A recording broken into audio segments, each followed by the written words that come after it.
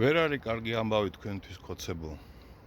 დღეს შეერთებული შტატების ყოფილი ელჩი საქართველოში იან კელი და სახელმწიფო მდივნის ყოფილი მოადგილე დევიდ კრემერი ერთობლივი წერილით გამოვიდნენ.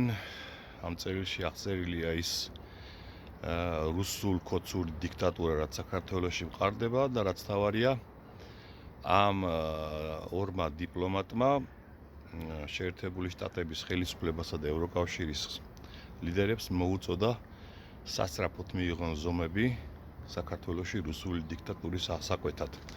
ანუ სანქციებით და ასე შემდეგ. მე შემიძლია გითხრათ, როგორც ათწლეულების განმავლობაში ამ საერთაშორისო ურთიერთობების სპეციალისტმა, რომ ასეთი წერილები, ასეთი გამოსვლები შემთხვევით არ ხდება. იან კელიმ და დევიდ კრემერმა გაიღვიძეს და მოდი ბიჭო რაღაცა ვთქვა, თუ ესე არ არის. ეს არის შეერთებული შტატების სახელმწიფო დეპარტამენტთან დაკავშირებული ორი მნიშვნელოვანი ფიგურა, რომელიც მიმაგრებულია საქართველოს მიმართულებით და ისინი მუშაობენ და შესაბამისად ეს წერილიც გამოქვეყნებულია შეერთებული შტატების სახელმწიფო დეპარტამენტთან ურთიერთკავშირში და საბოლოო ჯამში თეთრ სახლთან ურთიერთკავშირში, რომელსაც პრაქტიკულად უკვე დამთავრებული აქვს, შემუშავებული აქვს პოლიტიკა საქართველოს მიმართ. და ეს პოლიტიკა ძალიან კარგად გამოიხატა 2 დღის წინ შეერთებული შტატების საელჩოს მიერ გავრცელებულ განცხადებაში. თქვენ ალბათ ვერ გაიხსენებთ შეერთებული შტატების საელჩოს ბოლოდროინდელ ვერციად განცხადებას, სადაც პირდაპირ იყო ნათქვამი, რომ საქართველოში სიტყვის თავისუფლებასა და დემოკრატიულ ფასეულობებს ფეხქვეშ თელავენ და სასწრაფოდ უნდა შეწყდეს ეს. აი ეს განაცხადა შეერთებული შტატების საელჩომ, ანუ სახელმწიფო დეპარტამენტმა. აქვე შეგახსენებთ მარკო რუბიოს კონგრესში მიერ გამოსვლისას გაცხადებულ ღია ტექსტს, სადაც მან განაცხადა, რომ როცა კობახიძემ კითხა რა უნდა გავაკეთოთ შეერთებულ შტატებთან საქართველოს ურთიერთობების აღსადგენადო, მე უპასუხე, რომ უნდა შეიცვალოთ ტრაექტორია და უგნოთ დემოკრატიის გზასო. ანუ აქ პუნქტების ჩამონათვალით შეერთებული შტატების სახელმწიფო დეპარტამენტიდან არაერთხელ მოგვისმენია წერილობითი ფორმითაც პოლიტპატიმრების გათავისუფლება, რუსული კანონების გაუქმება, ირანის და რუსეთის უკანონში ძრომიალი შეწყვეტა და ამერიკისა და ევროკავშირის დემონიზების რუსული პროპაგანდის დასრულება. მოკლედ, რომ შევაჯამოთ ამას, გაგახსენებთ, რომ ტრამპის მიერ არის სანქცირებული ბორია. მან გააგრძელა ორჯერ უკვე ბაიდენის მიერ დაწესებული ფინანსური სანქციები, ანუ ტრამპის მიერ არის სანქცირებული ბორია და რასაც ვიძახი უკვე წლებია, ამერიკა არ დაუშვებს იმას, რომ გეოსტრატეგიული მნიშვნელობით საქართველოს რუსულ ბორდელში აღმოჩნდეს. არ გაატანენ საქართველოს ბორიას რუსულ ბორდელში. აი ეს არის აქ. ეს არის შტურმის დასაწყისი, კი, პირდაპირ უნდა ვიცოდეთ, რომ შეერთებული შტატები იწყებს ქართული ოცნების მოგუდვას.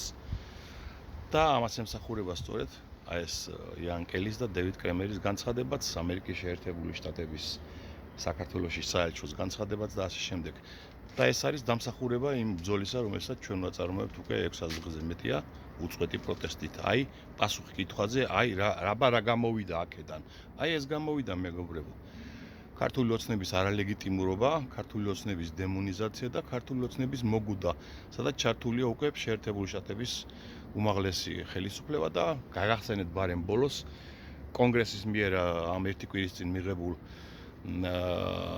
ეროვნული უსაფრთხოების ავტორიზაციის აქტს, ანუ უმთავრეს დოკუმენტს ამერიკისას უსაფრთხოების საკითხებში, სადაც შავით თეთრზე ჩაიწერე, რომ ЦРУ-მ და ამერიკის სპეცსამსახურებმა უნდა მოიკლიონ და მოახსენონ კონგრესს დასკვნა, რამდენად არის საქართველოს ჩართული რუსეთის სასარგებლოდ უკრაინის ომში და ირანთან და ჩინეთთან რამდენად არის მათი გავლენა საქართველოში.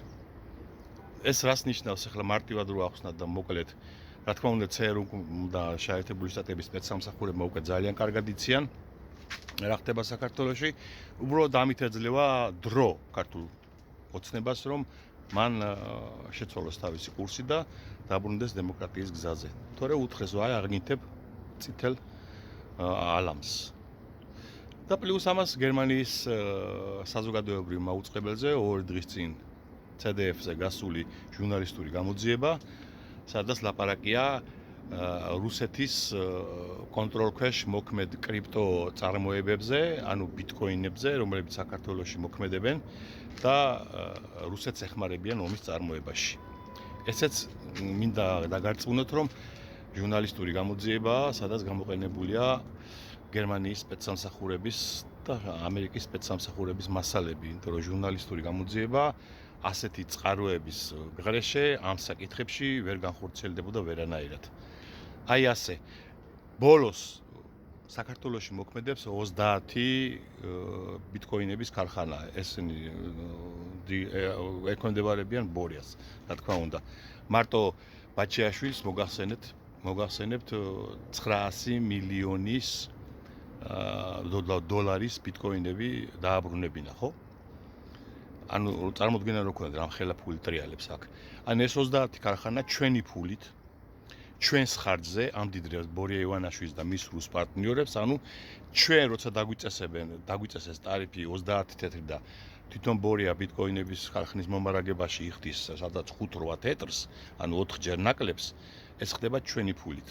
ჩვენ გვაფინანსებინებენ ჩვენსავე გაღარიბებას და ჩვენ გვაფინანსებინებენ უკრაინაში ბავშვების კლასს. ეს რო ვიცოდეთ და ბიტკოინების ქარხნების მოხმარება, რომელიც ბორიას ბიტკოინების მაფიას ემსახურება საქართველოში წლიურად შეადგენს მთელი ენერგომომარაგების 10%-ს, ანუ ჩვენი მთელი დენის ხარჯის 10% მოდის აი ამ ქარხნების აგუგუნებაზე. ისე რომ საქართველოს ბიუჯეტში არაფერი არ შედის, ისე რომ იქ რამდენიმე ათეული ადამიანია მხოლოდ დასაქმებული და ასე გვძვარცვავენ და გვაუბადურებენ, აი რო ვიცოდეთ.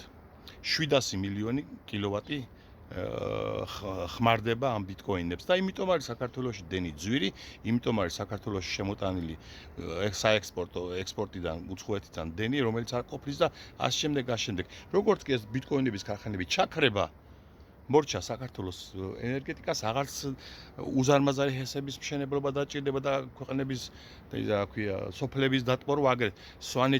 სვანეთში კიდევ ცალკე საკითხია, რაჭაში, ხვანჭკარის ზონაში ზაზაფაჩულია სოფელ სადმელთან აშენებს ჰესს. ანუ ხვანჭკარის ზონაში ჰესს აშენებს. წარმოიდგინეთ ახლა აი ველურობა. რა თქმა უნდა, ხოც მაფიასთან ერთად ახლა ზაზაფაჩულია და სხვა სპორტსმენები შეკრულები არიან ამათთან, ხო? ეს არის დანაშაული. უნდა იცოდეს ზაზაფაჩულია, ამაზე ფულს ვერ გააკეთებს და ძალიან მკაცრად დაიჯება და წარედ ამის გამო, რომ ხვანჭკარის ზონაში, სადაც ერთი ფოთლის გადავარდნა არ შეიძლება ზედმეტად, ის ჰესებს აშენებს და ანადგურებს ხვანჭკარის ზონას, რომელიც, ავიცი, ვინც არ იცის, სულ რაღაც 20 კილომეტრი არის მდინარე რიონის მარჯვენა სანაპიროზე, აი რაც არის შეფენილი გორაკებზე, ამბროლაურიდან რომ მიდიხარ ქუთაისის გზაზე, ჭრებალოსკენ, დედით რაჭველი ვარ და ვიცია ზეპირად. იქ სულ ამდენიმე სოფელია, სადაც მოდის წელიწადში დაახლოებით 1000 ტონა ხვანჭკარა. მორჩა. აი ეგ არის სულ მთელი საქართველოს და იქაური ხალხის ავლადიდება და ამით ცხოვრობს ის ხალხი. ამით სულდგმულობს ისედაც დაცლილი და გაუბედურებული. აი ეს გოჩაენ უქიძის ჯერ ნაცობის დროს ორი პერიოდი რო იყო მაჟორიტარი და ეხლა კიდე ორი პერიოდია მაჟორიტარი, მარადწვანე, ყაჩაღი. აი ეს არის, აი იმის მაფია ატრიალებს იქ რაჭაში. რომ დაიცალა უნიკალური კუთხე. აი ეს ცოტა ვრცელი გამომივიდა ვიდეო, მაგრამ აუცილებელია და გაავცელეთ ბევრმა ადამიანმა გაიგოს, როგორ ახრჩობს უკვე ამერიკა ბორიას, რომელსაც არავითარი შანსი არ აქვს. სანქციები რას გვიზამს ბიც ჯერ არ დაწყებულა სანქციები. სანქციები აწი დაიწყება და თქვენ წორწონს მე ვნახავ დიდი სიამოვნებით მოვისმენ წინა რიგში დავჯდები და პოპკორნსაც მოვიმარაგებ. იცოცხლეთ და იმრავლეთ. ბრძოლა ბოლომდე, ჩვენი ბრძოლის შედეგია ეს ყველაფერი, ამერიკა არანებებს საკოცეთს რუსეთში შეათრიოს საქართველოს და გავაგრძელოთ ეს ბრძოლა, გაავცელეთ ეს ვიდეო.